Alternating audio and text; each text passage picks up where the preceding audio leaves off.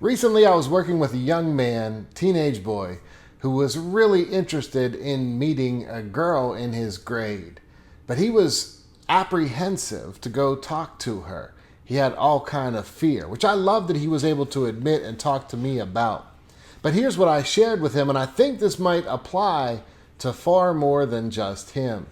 So I've been doing the sauna a lot recently. It's really helpful for me, and I like being in the sauna. I like the heat. But my wife was encouraging me to do the cold plunge right afterward. And I have to admit, I was really apprehensive, talk about that, to go into the cold plunge because I kept thinking about how cold it was going to be. I created it to be something so big in my mind that I talked about it. I talked about it for way too long, more than I'd like to admit. And so one day I did the sauna and I followed it up by the cold plunge. But what I did was what my wife shared with me to do, which was focus on my breathing. And when I did, once I jumped in and it was cold and I slowed my breathing down, my thoughts slowed down. And it was not a matter of minutes, but a matter of seconds before I realized I spent way too much time thinking about how bad it was going to be compared to the reality that it wasn't really even anywhere near as bad.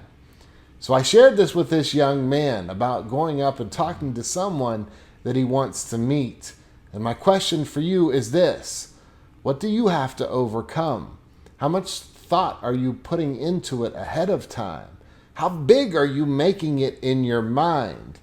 I've always shared that every emotional experience you ever have will have a beginning, a middle, and an end. No matter how angry you ever get, no matter how sad, no matter how happy, whatever it is, it'll have a beginning, a middle, and an end. Emotions come and go, but actions can't be undone. But what I want you to hear for this video, for this lesson, is this. Things aren't nearly as bad as you might be creating them out to be in your mind. Take a moment to go right through whatever you're struggling with. Breathe through it. Be present.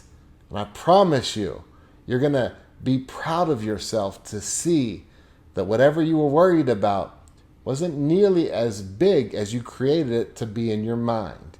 And let me give you one final psychological lesson with it. You see, the smarter you are, the more creative you are, the more creative your obstacles can be.